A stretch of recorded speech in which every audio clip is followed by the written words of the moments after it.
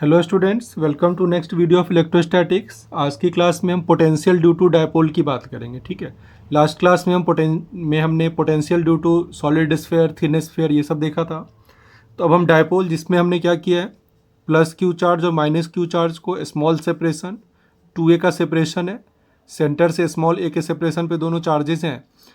और इस डायपोल की वजह से किसी पॉइंट P पे, ये हमने कोई पॉइंट P ले लिया। ठीक है, अभी ध्यान दें कि ये पॉइंट P ना तो परपेंडिकुलर बाइसेक्टर पे ना तो एक्सिस पे है, ये हमने किसी भी एंगल थीटा पे ले लिया है।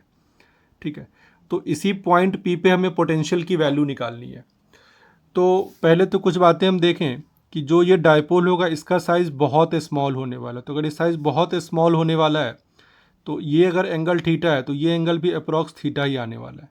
ठीक है, हम ऐसा क्यों कर रहे हैं वो हम आगे देखेंगे। तो फिलहाल हमें पॉइंट P पे पोटेंशियल निकालना है। तो पॉइंट P पे पोटेंशियल क्या होगा? पोटेंशियल एक स्केलर क्वांटिटी है। हमारे पास दो चार्जेज हैं, प्लस क्यू और माइनस क्यू। तो हम क्या करेंगे, प्लस क्यू का पोटेंशियल निकाल लेते हैं पॉइंट P पे, और माइनस क्यू का पोटेंशियल निकाल लेते हैं पॉइंट P पे, और दोनों को क्या कर देंगे, ऐड कर देंगे। अब यहाँ पे इलेक्ट्रिक फील्ड की तरह डायरेक्शन लेके और फिर वेक्टर डिजॉल्व ये सब करने की ज़रूरत नहीं है। ठीक है, तो काम थोड़ा ईजी होने वाला है। तो पोटेंशियल एट पॉइंट P देखिए, potential due to plus Q, potential due to minus Q. तो पता है ना क्या फॉर्मूला लगेगा? प्लस क्यू का क्या रहेगा, 4πε0 R1, R1 सेपरेशन है यहाँ से। माइनस क्यू का क्या रहेगा, minus Q by 4πε0 R2, R2 separation है यहाँ से। ठीक है, दोनों को ऐड कर दो, क्यू बाय 4πε0 बाहर आ गया, 1/R1 माइनस 1/R2। तो एलसीएम क्या आ जाएगा, R1 R2, R1 R1 cancel, ऊपर R2, R2 R2 कैंसिल, ऊपर R1। तो R2 minus R1 upon R1 R2। अब हम इस फॉर्मूले को इसी तरह नहीं छोड़ेंगे, क्योंकि सेंटर से जो सेपरेशन था वो स्मॉल r था। तो हम कोशिश करेंगे कि ये जो टर्म R1 और R2 के टर्म में है, हम इसे स्मॉल r के टर्म में लिखेंगे। तो पहले R2 माइनस R1। आप इस डायग्राम में गौर से देखें, R2 माइनस R1 क्या हो सकता है। अगर मैं यहाँ से एक परपेंडिकुलर ड्रॉ करूँ, सपोज ये एक परपेंडिकुलर है, तो ये जो सेपरेशन है छोटा सा, यही हमारा क्या आ रहा है, R2 माइनस R1 आ रहा है। देखो यही हो रहा है। अब अगर ये डिस्टेंस डायपोल के बीच का 2a है, तो इसका x component R2 minus R1, क्या मैं इसे अप्रॉक्सीमेटली 2a कॉस थीटा लिखूंगा? मैंने अप्रॉक्सीमेटली लिखा है क्योंकि ये एजम्पशन है कि डायपोल बहुत छोटा है और पॉइंट P क्या है, इससे बहुत बड़े डिस्टेंस पे, लॉन्ग डिस्टेंस पे। तो R2 माइनस R1 की जगह क्या लिख सकते हैं, 2a कॉस थीटा।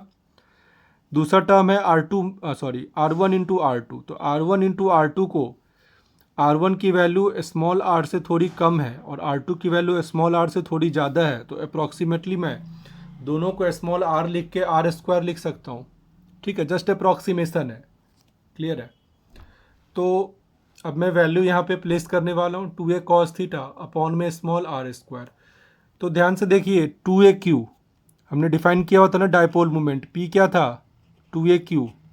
ठीक है, तो 2aq को हमने P लिखा, तो P cos theta upon 4πε0 R²। अब मैं आपको बताऊंगा कि क्यों हमने इसे 2aq को उस फॉर्म में नहीं रहने दिया, डायपोल मोमेंट की फॉर्म में लिखा। और यहीं पे आप देखेंगे कि डायपोल मोमेंट का क्या सिग्निफिकेंस है।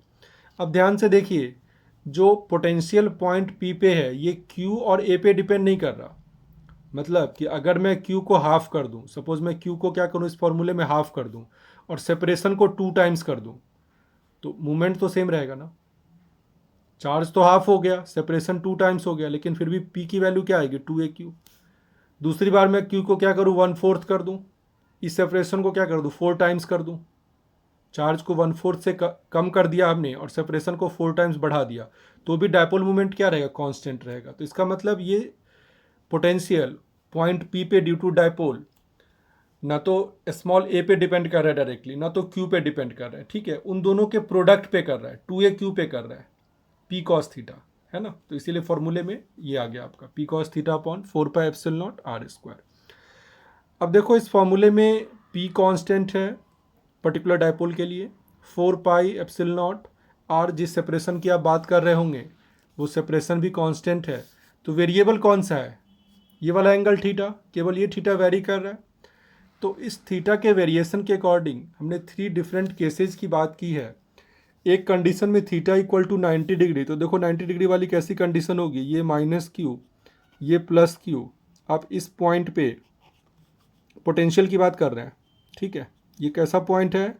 परपेंडिकुलर बाइसेक्टर, यही वाला था ना, अगर आपको इलेक्ट्रिक फील्ड वाला याद हो, ठीक है। तो परपेंडिकुलर बाइसेक्टर पे देखो, यहाँ पे कॉस थीटा की वैल्यू क्या लिख देंगे? cos 90 क्या होता है? 0।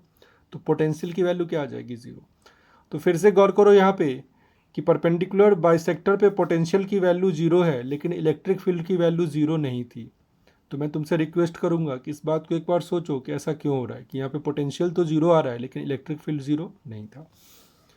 दूसरी कंडीशन में हमने थीटा को 0 ले लिया, तो थीटा को 0 लेने का क्या मतलब है? फिर से देखो डायग्राम, ये हमारा डायग्राम है। मैं थीटा को 0 कर लूँ तो पॉइंट पी कहाँ रहेगा? कुछ इस तरफ रहेगा, एक्सियल पॉइंट होगा।